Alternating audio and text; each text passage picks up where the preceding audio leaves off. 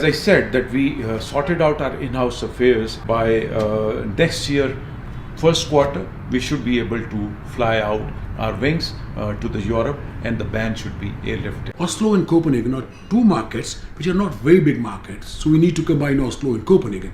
मैं हूं अली जावेद और आप देख रहे हैं मेरा YouTube चैनल स्टूडियो 360।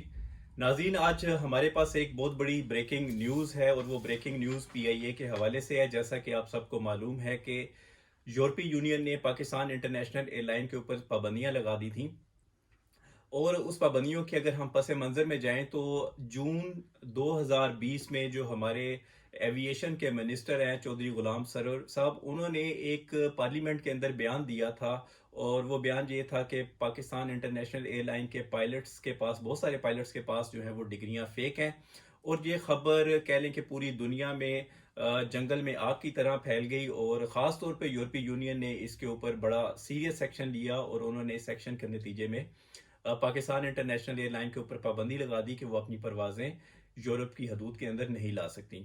अब ये एक बहुत बड़ा चैलेंज था। जिस तरह अभी आपने CEO PIA अरशद मलिक का आपने इंटरव्यू भी सुना, जो कि एक यूट्यूबर या वीलॉगर सैम चुई ने किया, तो उन्होंने भी इस बारे में जब बताया कि क्या क्या इक़दामात किए, तो ये खबर आज ब्रेक हुई कि इंटरनेशनल सिविल एविएशन जो ऑर्गेनाइजेशन है ICAO, उन्होंने PIA के ऊपर से पाबंदी लिफ्ट कर ली। और वो पाबंदी लिफ्ट इसलिए की गई क्योंकि पाकिस्तान इंटरनेशनल एयरलाइन की इंतज़ामिया ने बहुत सीरियस एक्शन लिए, और जितने भी पायलट्स थे जिनकी डिग्रियों के ऊपर शक व शुबहात थे, उन्होंने उनको ग्राउंड किया और सारा मामला क्लियर किया, और सेफ्टी के हवाले से जितने भी मामला थे उनको भी क्लियर किया।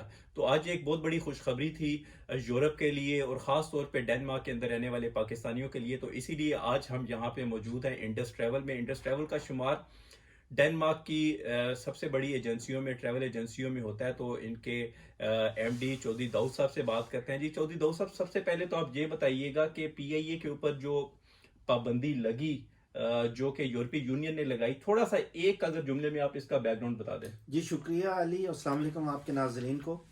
ये जो पाबंदी लगी थी, आपने अपने खुद ही इंट्रो में बता दिया कि वो जो मिनिस्टर साहब की जो पार्लियामेंट में एक तकरीर थी कि हमारे मेजॉरिटी पायलट्स जो फेक हैं, जो सर्टिफिकेट होल्डर्स हैं, उसकी वजह से उन्होंने सीरियस एक्शन लिया। और उसी टाइम पाकिस्तान सिविल एविएशन को, PIA को, सब एयरलाइंस को उसी टाइम उन्होंने, शायद 30 जून था वो 2020, सबको उन्होंने बैन कर दिया यूरोप में और अमेरिका में।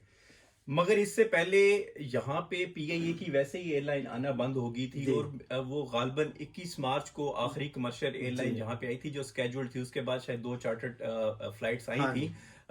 मगर वो जब बंद हुई तो उसके पीछे क्या मुहर्रिकात थे? वो तो कोविड उस टाइम आ गया था एकदम। 21 को मार्च को PIA की आखिरी फ्लाइट जो नॉर्मल रूट फ्लू जिसे कहते हैं, वो कमर्शियल फ्लाइट आई थी। उसके बाद 2 आई हैं चार्टर फ्लाइट। लेकिन मैं इससे थोड़ा सा पीछे जाऊंगा, इससे पीछे 1 साल 1.5 साल जाऊंगा। उस टाइम भी ये जो कोपेनहेगन का रूट था, ये बड़ा आपको क्राइसिस में था। वो जो PIA कहती थी कि ये जो रूट है कोपेनहेगन, ये हमें लॉस में जा रहा है। ये उनके पीछे से मैनेजमेंट को रोज प्रेशर, जो लोकल मैनेजमेंट की प्रेशर आता था कि इधर कोपेनहेगन को बंद करके ओस्लो में लैंड किया जाए। दोनों फ्लाइट्स जो बुध को, एक वेडनेसडे को आती थी लाहौर से और सैटरडे को इस्लामाबाद से आती थी, ओस्लो लैंड किया जाए, और कोपेनहेगन से वाया SAS, जैसे वो कोड शेयरिंग का कह रहे हैं अभी CEO साहब, वाया SAS बंदे ओस्लो ट्रांसफ़र किए जाएं SAS से, और ओस्लो से इस्लामाबाद और लाहौर PIA। ये एक पहला स्टेप था, पहली हर्डल थी जो अभी क्लियर हुई है। इसके बाद डेफिनेटली PIA ने दोबारा वापस आना है। तो डेनमार्क के लिए ये कितनी खुशाइन बात है? ये डेनमार्क के लिए बड़ी खुशाइन बात है। डेनमार्क हो या कहीं भी पाकिस्तानी रहते हैं जहाँ पे PIA पहले आती थी, बड़ी खुशाइन बात है। क्योंकि सबसे पहली जो प्रायोरिटी है पाकिस्तानी जब पता करते हैं, PIA का ही पता करते हैं। अभी तक वो उम्मीद लगाए बैठे हैं कि PIA कब आएगी। वो है तो बड़ी खुशाइन बात है। लेकिन अब जो CEO साहब ने इंटरव्यू दिया, उनके चीफ कमर्शियल ऑफिसर हैं शायद, वो उन्होंने भी बताया कि उनके जो प्लान्स हैं, एक हब बनाना चाह रहे हैं पेरिस को। Take a dip either at Oslo or at Milan. There is a cycle cost involved, and a wide body cycle cost is enormous. So all the profitability of the route goes off once there is a cycle dip. So what we have done now is we'll be choosing one single point. अभी जिस तरह आपने interview भी देखा अरशद मलिक साहब का जो कि एक वीलॉगर हैं सैम चुई, उन्होंने इंटरव्यू किया, उसमें उन्होंने बताया भी कि जिस तरह इन्होंने अपने, क्योंकि ये इंटरव्यू नाज़रीन आज से कोई 8-10 दिन पहले दिया गया था और अच्छा चलें, ये तो है कि यहाँ से कोड शेयरिंग जो है वो आपने बताया कि इतनी वो उसमें फ़ायदा नहीं हुआ। अब इस खबर आने के बाद अब डेनमार्क वालों के लिए सबसे बड़ा जो वो चैलेंज है या यहाँ पे जो सबसे बड़ा मुतालबा है पाकिस्तानी कम्युनिटी का, ना सिर्फ डेनमार्क का बल्कि पूरे स्कैंडिनेविया का, कह लीजिए स्वीडन में, नॉर्वे में और डेनमार्क के लोगों का। तो जिस तरह अभी आपने इंटरव्यू में सुना, अरशद मलिक साहब ने ये बताया कि जितने काम उन्होंने किए हैं जो कि यूरोपीय यूनियन को उनके तहफ़्फ़ुज़ात थे, इकाओ को तहफ़्फ़ुज़ात थे, उम्मीद है कि ये पाबंदी जो है वो लिफ्ट कर ली जाएगी और आज फाइनली ये कर ली गई है। तो ये पाबंदी लगने से पहले और कोविड आने के बाद भी यहाँ पे हमने ये देखा कि पीआईए ने क्योंकि अपना यहाँ से ऑफिस वगैरह तो डेनमार्क से मुकम्मल तौर पे बंद कर दिया था और जो पार्किंग स्टैंड था उसके हवाले से भी खबरें यही हैं कि शायद वो वापस कर दिया गया था, मगर यहाँ से पीआईए ने टर्किश एयरलाइन के साथ कोड शेयरिंग की। सबसे पहले तो आप ये एक लाइन में ये भी बता दीजिए कि कोड शेयरिंग होती क्या, और दूसरा ये बताइए कि क्या उससे कोई यहाँ के लोगों को फर्क पड़ा? अली ये बड़ा स्ट्रेंज सा क्वेश्चन है, बल्कि क्वेश्चन तो ठीक है लेकिन ये कोड शेयरिंग बड़ी स्ट्रेंज सा उन्होंने किया है, क्योंकि इस कोड शेयरिंग जो है उसमें 2 एयरलाइंस इन्वॉल्व होती हैं। फॉर एग्जांपल कि अगर आप कोपेनहेगन से इस्तांबुल टर्किश हो तो आगे से पीआई हो, इसमें through out the way Turkish airline थी, इस्तांबुल तक भी टर्किश थी और इस्लामाबाद लाहौर तक भी टर्किश थी। लेकिन ये इशू जो टिकट इशू होती थी वो पीआई के आयाटा नंबर पे इशू होती थी। होता यह है कि इसमें पीआईए का जहाज फिजिकली बिल्कुल इन्वॉल्व ही नहीं था, तो पैसे पीआई को जाते थे, एयरलाइन पूरी टर्किश थी। जो उनकी स्ट्रेटेजी है वो ये है कि एक पेरिस को हब बनाया जाए और कोड शेयरिंग के थ्रू मुख्तलिफ ममालिक से बंदे लेके जाए जाए, क्योंकि उनको यही लगता था कि नॉर्वे और डेनमार्क इतना प्रॉफिटेबल रूट नहीं है। सबसे पहले ये बताइए कि डेनमार्क और नॉर्वे इतना प्रॉफिटेबल रूट क्यों नहीं है वाइट बॉडी के हवाले से, जब जहाज 2 जगहों पे लैंड करता है? हाँ, वो उन्होंने मेंशन किया है कि हमने काफी पॉलिटिकल इन्फ्लुएंस की वजह से पूरे यूरोप में तकरीबन हर मुल्क में एक फ्लाइट शुरू की। जब वो इनफ नहीं बंदे मिले, पैसेंजर मिले, तो उसको उन्होंने डिवाइड कर लिया, या उन्होंने एक दूसरे मुल्क के साथ, जैसे कोपेनहेगन आए उधर नहीं मिला तो उन्होंने उसी जहाज को पहले इस्लामाबाद से या लाहौर से इधर लैंड किया कोपेनहेगन, फिर उधर से उसे उड़ा के ओस्लो ले गए। वो यही कहते हैं कि इतना बड़ा जहाज जब 2 दफ़ा एक रूट में 2 दफ़ा लैंड करता है तो वो उसकी जो कॉस्ट है वो ज़्यादा बढ़ जाती है, मुनाफा कम और उसकी खसारे में रूट चला जाता है। नाज़रीन, आपको बताते चलें कि क्यों इसमें खर्चा बढ़ जाता है, क्योंकि जब जहाज़ ने किसी एयरपोर्ट के ऊपर लैंड करना होता है आपको उसके लैंडिंग चार्जेस देने होते हैं, पार्किंग चार्जेस देने होते हैं, अगर वहाँ पे कोई क्लीनिंग या इस तरह की सर्विसेज हैंडलिंग जो है वो पूरे एयरपोर्ट के ऊपर, तो इसीलिए आपके चार्जेस बढ़ जाते हैं। तो अच्छा, अभी ये बताइए कि आपको क्या समझ आती है कि जो सीईओ साहब ने ये कहा है कि जो हब है वो पेरिस को बनाया जाएगा, पेरिस को बनाने की क्या वजह समझ आती है? वो उन्होंने एक्सप्लेन किया, कहते हैं कि हम हब उस मुल्क को बनाना चाहेंगे जो सेंट्रली लोकेटेड हो यूरोप में, और वो उन्होंने किया मेंशन कि जहाँ जो सेंट्रल लोकेटेड भी सेंट्रल हो और बंदे भी, वो कहते हैं कि पेरिस मोस्ट प्रोबेबली वो कह रहे हैं कि हम पेरिस को बनाएंगे। उन्होंने बनाना है पेरिस को, क्योंकि उन्हें अगर आप देखें तो उन्होंने ओस्लो से भी अपना ऑफिस बंद कर दिया है, डेनमार्क से, मिलान, बार्सिलोना, सब से उनका स्टाफ उसी टाइम चला गया था, और पेरिस के मैनेजर साहब उधर मौजूद हैं उधर, अभी आपको शायद पता हो, ऑफिस भी है। अच्छा, और ये इंटरव्यू में भी उन्होंने बताया कि 1 से 2 महीने के अंदर अंदर जो है वो पीआई अपनी सर्विसेज शुरू कर देगी मार्च एंड में। अब अच्छा, अब ये बताइए कि जो कोड शेयरिंग के हवाले से वो बात कर रहे हैं कि मुख्तलिफ यूरोपियन ममालिक से कोड शेयर के थ्रू लोग जो है वो पेरिस में जाएंगे, तो यहाँ से डेनमार्क से आपको क्या लगता है कि कौन सी फ्लाइट या कौन सी एयरलाइन के साथ वो कोड शेयरिंग करेंगे? 2 ही ऑप्शन है उनके पास, या SAS या एयर फ्रांस डेनमार्क से, उन्हीं के साथ कोड शेयरिंग अली होती ही ऐसे है कि जब 2 एयरलाइंस इन्वॉल्व हो। जो टर्किश के साथ कोड शेयरिंग की है वो बड़ी स्ट्रेंज सी है, वो मेरी तो समझ से बाहर है कि पूरी एयरलाइन टर्किश है और पीआई का आटा नंबर पे इशू हो रहा है। कोड शेयरिंग है ही ऐसे कि जैसे SAS या फ्रांस चाहे चार्ल्स डी गॉल उधर ही लैंड करेगी, वो दूसरा एयरपोर्ट तो छोटा है, उधर से आगे से पीआई अपने इस्लामाबाद ले, लाहौर ले, सियालकोट, पेशावर, कराची, जहाँ से मर्जी उन्होंने अब क्या बताया वीक की 7 फ्लाइटें कर दें। उनका तो प्लान यही है कि इधर से इकट्ठे करें पूरे यूरोप से, और उनका मसला ये है पीआई का, उनके पास कोई इस तरह का जहाज नहीं है जो 200 या 250 में इतना बंदे हों, तो उनके जहाज हैं 400 पैसेंजर, 350 से जो 777 जो आ रहे हैं उनकी। अच्छा, मैं इस पे भी बात करते हैं क्योंकि आप पहले बता भी रहे थे कि यहाँ से तकरीबन पीआईए बंद होने से पहले एक महीने में 1000-1200 लोगों की एवरेज थी, जो कि 50% या उससे भी कम बनती है। 777 में 777 एक बहुत बड़ा जहाज है, मगर इसके बावजूद जो है वो लोग प्रेफर करते थे पीआईए से जाना, क्योंकि पीआईए जब यहाँ से ओस्लो जाती थी, ओस्लो से जो है वो आप कह ले नहीं, ओस्लो से यहाँ आती थी, यहाँ से लाहौर जाती थी, और इस्लामाबाद से जो है वो रिवर्स रूट चलता था। लोग जहाज से बाहर नहीं निकलते थे, उनका टाइम बचता था, खास तौर पे जो बुजुर्ग लोग हैं, खवातीन हैं जो ट्रांजिट नहीं ले सकती, उनके लिए आसानी थी। अब जब कोड शेयरिंग में उनको एक एयरलाइन से दूसरी एयरलाइन में जाना पड़ेगा, तो उनके लिए तो मुश्किलात वैसे ही हैं कि वो टर्किश से सफर करें, एमिरेट्स से सफर करें या कतर से सफर करें।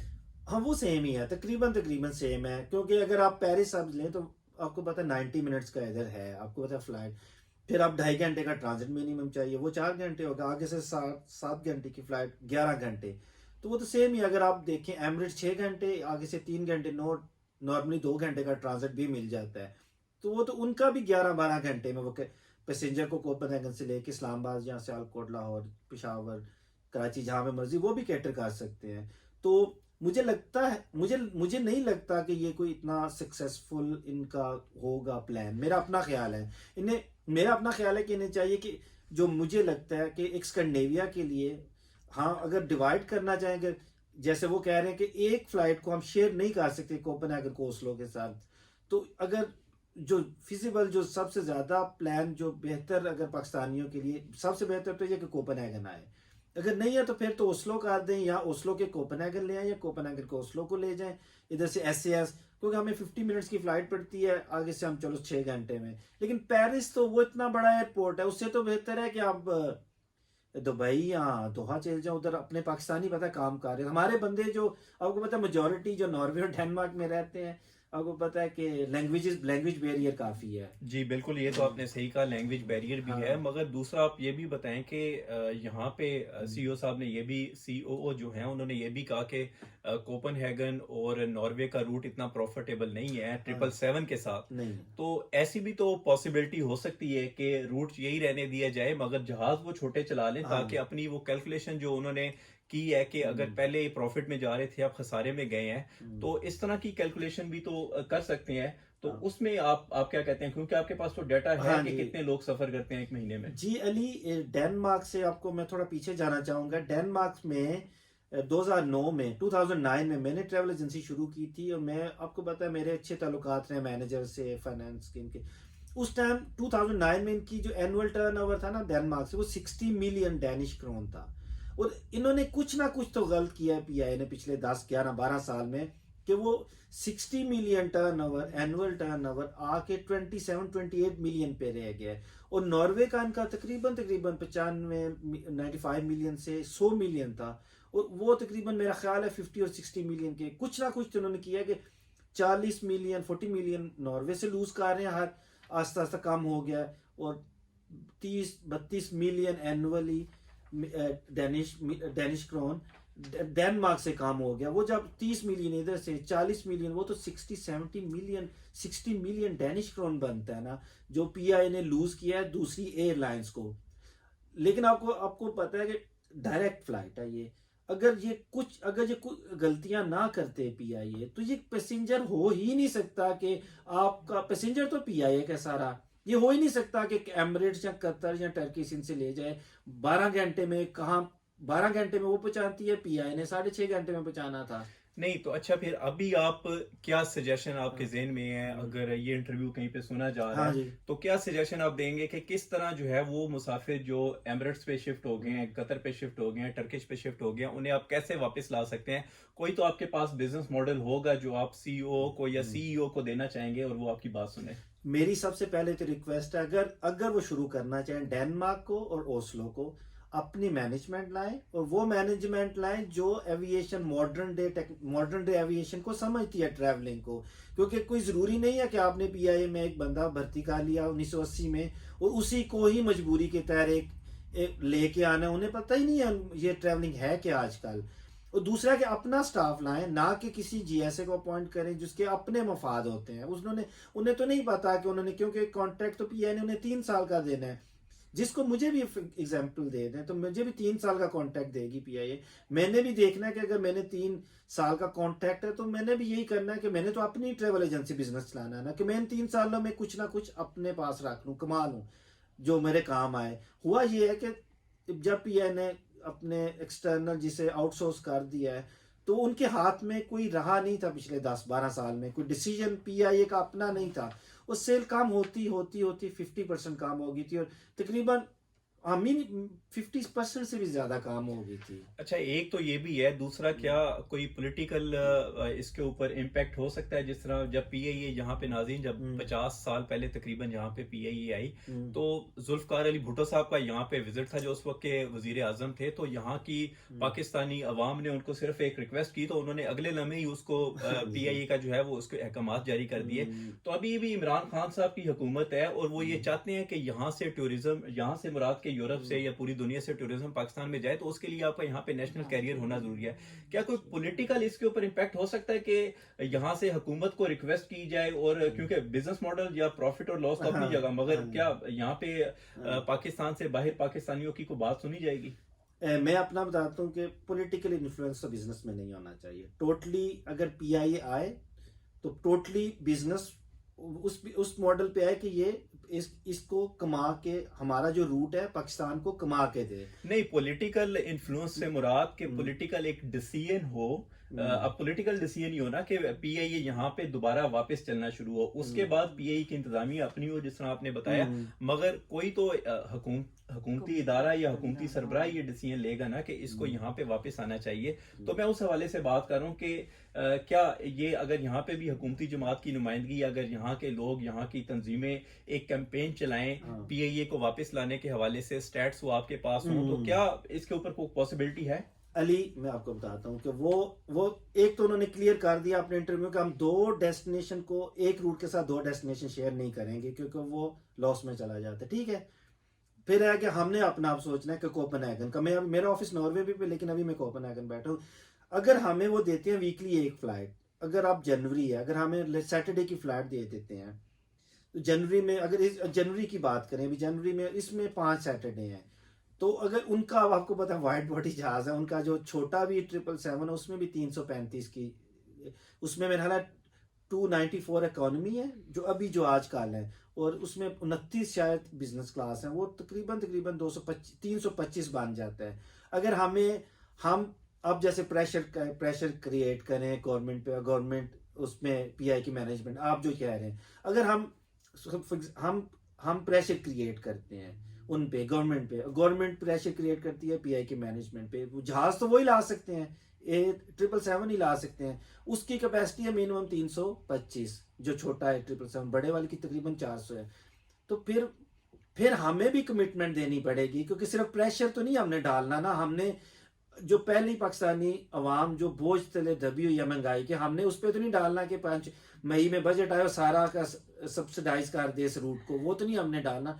ये तो हमारी फिर कमिटमेंट, हमारी रिस्पॉन्सिबिलिटी बनती है, अखलाकी भी और वैसे भी रिस्पॉन्सिबिलिटी बनती है कि हमारे बंदे उस पर ट्रैवल करें। बेशक 5000 की टिकट है, 6000 की, अगर 325 वाला जहाज बेचते हैं तो कोई 250 टिकट उस पर बिकेगी तो वो कोई प्रॉफिट में जाएगा ना। हम बंदे के नहीं, आज 7 जनवरी को जहाज जाना है, 8 जनवरी को उसमें 35 बंदे हैं, तो वो तो नहीं ना होगा। इसके लिए बिल्कुल आपने पहले भी बताया, हमने पहले भी बात की कि पीआईए के ऊपर अगर आप अपने लोग वापस लाना चाहते हैं तो आपने बताया कि पीआईए को अपना स्टैंडर्ड बेहतर करना होगा सर्विस के हवाले से, चाहे वो इन फ्लाइट सर्विस है, पंक्चुअलिटी, क्योंकि यहाँ पे हमने देखा कि कम लोड होने की वजह से पीआईए की फ्लाइट्स कैंसिल हो जाती थी, और जी, और लोग जो है वो जिन्होंने अपने कामों को वापस ज्वाइन करना होता था तो वो वहीं पे लटके रहते थे।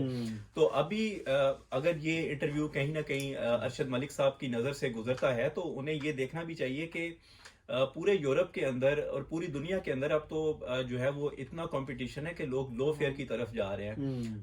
अभी हमने सीईओ का इंटरव्यू में भी बात सुनी, जिस तरह आपने स्क्रीन पे भी देखा कि उन्होंने भी बात की कि जो जहाज जो लीज्ड हैं, जो पीआईए की ओनरशिप में नहीं है, वो आहिस्ता आहिस्ता वो फेज आउट कर देंगे। फिर 24 वो दो मॉडल्स के ऊपर आएंगे, प्योरली नैरो बॉडी और वाइट बॉडी के ऊपर।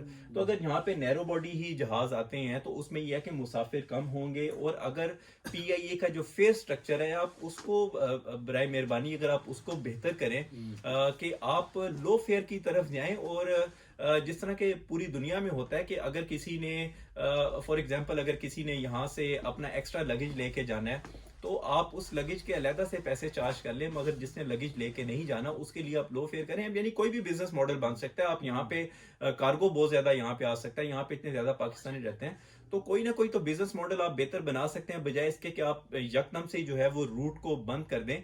तो इसके लिए तो फिर भी आप अगर आपका फेयर मॉडल एक कंपेटिटिव होगा 3 क्लास 4 क्लास एयरलाइन से, तो डेफिनेटली लोग वापस आएंगे। ऐसा आपको कैसा लगता है? हमारी एयरलाइन जो है 3 स्टार एयरलाइन है, ऐसा ही है। हमारी कोई एमिरेट्स या कतर या ये नहीं है, हमने compete करना है 3 स्टार एयरलाइन से। अब पीआईए को जो आप कह रहे हैं कि वो भी मॉडल ट्राई कर सकते हैं, जैसे पेगासस ने कराची के लिए शुरू की है, वो 20 kg देती है, खाना नहीं देते। पीआई भी कर सकती है कि आप खाना खरीदें, टिकट सस्ती, जिसको नहीं खाना वो ना खाए। 7 घंटे 6.5 घंटे में बंदा, रोज़ा भी तो हम रखते हैं, कोई 18 घंटे का रोज़ा रखते हैं। डिफरेंट मॉडल ट्राई कर सकती है कि बेसिक प्राइस टिकट की सस्ती हो, खाना आप खरीदें, बैगेज आप खरीदें, सीट नंबर जिसको विंडो वाली चाहिए या बल्क हेड सीट चाहिए वो भी खरीदें। ये आजकल मॉडल है। आप ट्रैवल बहुत करते हैं, मैंने देखा आप फेसबुक पे हर दूसरे वीक ये अब एयरलाइन इसी मॉडल की तरफ जा रहे हैं। इवन के ये जो एयर फ्रांस और KLM और लुफ्थांसा ये भी इसी मॉडल पे जा रहे हैं। ये बंदे को प्राइस दिखाते हैं जीरो बैगेज के साथ, और ये इतनी बड़ी बड़ी एयरलाइन है। लुफ्थांसा ये 300 इनके पास जहाज है शायद, और एयर फ्रांस और KLM ये एक ही आपको पता है कंपनी है, इनके पास शायद 300-400। ये भी बड़ी बड़ी एयरलाइन इस मॉडल पे आप जा रही हैं कि बेसिक प्राइस दे देते हैं कस्टमर को, 2900 की टिकट है भाई, पाकिस्तान चले जाओ। आपने 20 किलो लेना है तो 500 दें, 40 लेना है तो जे लें, आपने सीट नंबर अगली वाली लेनी है तो विंडो वाली लेनी है, और भी सर्विसेज आ सकती हैं। लेकिन पीआई को मेरा ख्याल है अगर पीआई को सरवाइव करना है तो हमारा जो पैसेंजर्स है, पंक्चुअलिटी तो मस्ट है। हमारा जो पैसेंजर है, हमारा कॉस्ट जो है ना, प्राइस कॉन्शियस है, बहुत ज्यादा प्राइस कॉन्शियस है। वो देखता है कि प्राइस कहाँ पे है, क्योंकि फैमिलीज बड़ी होती हैं, हमारी 5-5 की फैमिली होती है, तो उन्होंने देखना होता है। फिर जाके जब हम पाकिस्तान जाते हैं तो आपको पता है वो पूरे साल का खर्चा निकल जाता है। जी बिल्कुल, पूरे साल का खर्चा निकल जाता है। और जनाब अरशद मलिक साहब, क्योंकि जिस तरह अभी दाऊद साहब भी यहाँ पे बात कर रहे थे, सबसे ज्यादा जो परेशानी है वो यहाँ के वो ऐसे हमारे बुजुर्ग, ऐसी खवातीन जो ट्रांजिट नहीं कर सकते, जो अकेले सफर नहीं कर सकते। और वो सबसे बढ़ के पीआईए की तरफ से एक सहूलत थी कि अगर आपका कोई अजीज़ो कारब फोत हो गया तो उसकी बैयत, डेड बॉडी भी फ्री में जाती थी, साथ एक आधा पैसेंजर भी फ्री में जाता था। वो सहूलत भी लोगों से चली गई और बहुत ज्यादा लोगों को जो है वो परेशानी है। तो खुदारा आप इसके ऊपर कुछ सोचिए कि किस तरह इसका बिजनेस मॉडल बेहतर किया जाए। मेरा जाती तौर पे खुद एविएशन से ताल्लुक है, और जिस तरह हमने बात की कि बहुत सारे बिजनेस मॉडल्स हैं, खास तौर पे कोविड के बाद तो तमाम एयरलाइंस ने सरवाइव करना है। बड़ी बड़ी एयरलाइंस ने उन्होंने अपना बिजनेस मॉडल चेंज किया है, वो छोटी छोटी सर्विसेज के पैसे लेते हैं। तो आप भी अपने बिजनेस मॉडल को इस तरह बनाइए ताकि पीआईए यहाँ पे दोबारा आए। हम यहाँ पे डेनमार्क, नॉर्वे और स्वीडन के लोग ये नहीं चाहते कि यहाँ से बंद हो। आप यहाँ से जो एक्चुअल डाटा है आप उसको देखिए कि कितने लोग पीआईए से सफर करते हैं, कितने लोग सफर करना चाहते हैं। इससे आपका इदारा भी प्रॉफिट में जाएगा, और पीआईए का जो यहाँ से नेशनल कैरियर है वो भी बड़े फख्र के साथ यहाँ से जाएगा। और जो सबसे बड़ा फोकस है जो कि वजीर आजम इमरान खान का है कि यहाँ से जो है वो टूरिज्म को डेवलप किया जाए। टूरिज्म को डेवलप करने के लिए आपका अपना नेशनल कैरियर होना चाहिए, क्योंकि यहाँ से जो यूरोप में या जो पाकिस्तान की दुनिया से बाहर के लोग हैं वो टाइम को ज्यादा कदर देते हैं। अगर उनको 13-14 घंटे की ट्रैवल पीआईए से ही करना है तो वो प्रेफर करेंगे, वो दूसरी एयरलाइंस को लेंगे। तो इसके बारे में आपने सोचना है। मुसाफिरों के बारे में यहाँ की एयरलाइन ट्रैवल एजेंसीज जो हैं वो उनको बेहतर जानती हैं, क्योंकि जब आपके किराए वो 4 स्टार या 5 स्टार एयरलाइन से भी ज़्यादा होंगे और आपकी सर्विस और पंक्चुअलिटी जो है वो बहुत ज़्यादा लो लेवल पे होगी, तो डेफिनेटली लोग सफ़र नहीं करेंगे। तो नाज़रीन, ये एक आज की ब्रेकिंग न्यूज़ थी जो हमने आपको बताई कि इकाओ ने पाकिस्तान के ऊपर जितनी भी सेफ्टी के हवाले से पाबंदियां थी और दूसरी पाबंदियां थी उनको हटा लिया। तो इस बारे में मैं सिर्फ आखिरी मैसेज दाऊद साहब से चाहूँगा, इसके बाद हम आपसे इजाज़त लेंगे। जी अली, मेरा अपना जो ख्याल है, एक तो पीआई को बनाना चाहिए शॉर्ट टर्म प्लान, एक long term plan. Short term तो प्लान यही है कि कोई पीआई के पास जो मिडल साइज कोई जहाज होते हैं जो तकरीबन 200 से 250 कैपेसिटी का, क्योंकि हमारा रूट नहीं है 777 वाला कोपेनहेगन, क्योंकि आप देखें 35,000 बंदा रोज तो नहीं जाएगा ना, ये कोई रोटी खाना तो नहीं है जो शाम को रोज हम खाते हैं जाके। छोटे जहाज ने लॉन्ग टर्म प्लान ये है कि छोटे से बड़े में जाने के लिए फिर हमारे मुल्क को, गवर्नमेंट को टूरिज्म डेवलप करनी पड़ेगी, क्योंकि पीआई ने मुल्क को सपोर्ट करना, मुल्क ने पीआई को सपोर्ट करना है। अगर छोटे जहाज से अभी शुरू करें कोई लेके, क्योंकि वो कहते हैं हम 5 हिस्सा लेंगे, तो जब ले लें तो छोटा जो मीडियम साइज जहाज है उसको लेके हमारे रूट पे लगाएं, तकरीबन 200, 220, 30 वाले कोई इस तरह का रूट जो हमें, क्योंकि अगर इसके 777 लगा दें तो ये तो अननेसेसरी प्रेशर बिल्ड करेंगे कि हम लगाएं, अगर लगाएं तो हमें 300 बंदा हर जहाज पे चाहिए, हर वीक तो नहीं हो सकता है। इधर कोई मिडल साइज जहाज होना चाहिए। शॉर्ट टर्म जो प्लान है उसको हमें कोपेनहेगन के रूट के लिए, अगर आप जो खरीद रहे हैं, अभी कह रहे हैं हमने 5 खरीदने, अगले साल 8 शायद खरीदने, उसको कोपेनहेगन के रूट के लिए लगाएं। लॉन्ग टर्म प्लान सिर्फ एक ही है कि अपने मुल्क में टूरिज्म डेवलप करें, उस पर सिर्फ, क्योंकि आप पाकिस्तानी कम्युनिटी पे तो नहीं, सिर्फ आप एक कम्युनिटी पे तो नहीं आप रिलाय कर सकते कि वही कम्युनिटी जाए और बने। जब इतना बड़ा मुल्क है हमारे मुल्क में क्या नहीं है, इमरान खान साहब हर वक्त कहते रहते हैं, हर मौसम है, हर चीज़ है, तो उसको आप अपने करें क्या कि उनको वेलकम करें, आने के लिए इजी करें। अभी भी हमारे एयरपोर्ट्स में जाएं तो बड़ा मुश्किल है, जब हम जाके पासपोर्ट कंट्रोल कराते हैं अभी भी उतना ही मुश्किल है इन आउट होना, कोई चीज़ें अभी तक कोई स्मूथ तो नहीं है अभी भी ट्रैवलिंग। लॉन्ग टर्म प्लान सिर्फ एक ही है कि अपने मुल्क को डेवलप करें, हम भी जाएं और टूरिस्ट भी जाएं और हमारा पीआई भी चले और हमारे मुल्क को भी रेवेन्यू जनरेट हो। जी बिल्कुल, हमारा पीआईए भी चले और इंशाल्लाह पीआईए दोबारा चलेगा। और जिस तरह इंडस ट्रैवल के एमडी जनाब चौधरी दाऊद साहब ने बात की और बड़े अच्छा मशवरा भी दिया हुकूमत पाकिस्तान को और पीआईए की इंतज़ामिया को भी कि पीआईए को अपनी सर्विसेज बेहतर करनी होगी। और सबसे बड़ी बात यह कि 35-40 हज़ार के करीब यहाँ पे डेनमार्क के अंदर पाकिस्तानी रहते हैं, इससे ज़्यादा तादाद में नॉर्वे में पाकिस्तानी रहते हैं, और स्वीडन का शहर माल्मो तो बिल्कुल कोपेनहेगन के बॉर्डर के ऊपर है। और इसके साथ साथ यहाँ पे बहुत ज़्यादा अफगानी भी रहते हैं। अगर उनके वीज़े के मसाइल भी जो है वो अगर उनको अकोमोडेट किया जा सके तो उनको भी ट्रांजिट मिल सकता है, क्योंकि आजकल वहाँ पे भी मुश्किलात है। तो पीआईए दोबारा से रिवाइव कर सकती है। यहाँ का कोपेनहेगन का और ओस्लो का जो स्टेशन है वो प्रॉफिटेबल हो सकता है। इसके लिए अरशद मलिक साहब आपको इस बारे में सोचना होगा। इस बारे में आपको यहाँ की जो अवाम है, ख़ास तौर पे नॉर्वे और डेनमार्क की अवाम, उनके जो हैं वो उनके तहफ़्फ़ुज़ात हैं इस हवाले से कि पीआईए को उनका दोबारा रूट वापस किया जाए। अगर 777 से अकोमोडेट नहीं हो सकता तो नैरो बॉडी से उसको अकोमोडेट किया जाए, क्योंकि पेरिस में जाना और पेरिस से पाकिस्तान जाना, शायद वो टर्किश एयरलाइन से ट्रैवल करना या एमिरेट एयरलाइन से ट्रैवल करने के करीब आ जाएगा या शायद उससे भी ज़्यादा हो जाएगा। तो ये चीज़ें आपको बेहतर करना पड़ेंगी। और क्योंकि एक दफ़ा फिर पाकिस्तानियों के लिए तो वैसे ही एक बहुत बड़ी खुशखबरी आज, क्योंकि जो बैन था उसको उठा लिया गया है। तो नाज़रीन, ये आज के हवाले से एक ख़बर थी जिसको हमने आपके साथ शेयर किया और इसके बारे में हमने मालूमात भी ली चौधरी दाऊद साहब से कि उनके क्या ख्यालात हैं और किस तरह जो है पाकिस्तान की जो अवाम है जो पूरे यूरोप में रहती है उनको किस तरह खुशी है। इसमें डेफिनेटली जो हमारे पीआईए की इंतज़ामिया है उसका सबसे बड़ा हाथ है। सीईओ जनाब अरशद मलिक साहब ने बहुत मेहनत से काम किया है और इसमें हमारी जो गवर्नमेंट है उसने भी बहुत ज़्यादा काम किया, तो सारे ही मुबारकबाद के मुस्तहिक हैं। नाज़रीन, अगर आपको ये हमारी वीडियो पसंद आई हो तो आप इसको लाइक कीजिए, शेयर कीजिए, और अगर अभी तक आपने हमारे YouTube चैनल को लाइक नहीं किया, सब्सक्राइब नहीं किया, तो उसका लिंक आपको नीचे स्क्रीन पे दिखाई दे रहा है, आप इसको ज़रूर लाइक कीजिए। अगली वीडियो तक के लिए इजाज़त दीजिए, बहुत शुक्रिया, अल्लाह हाफ़िज़।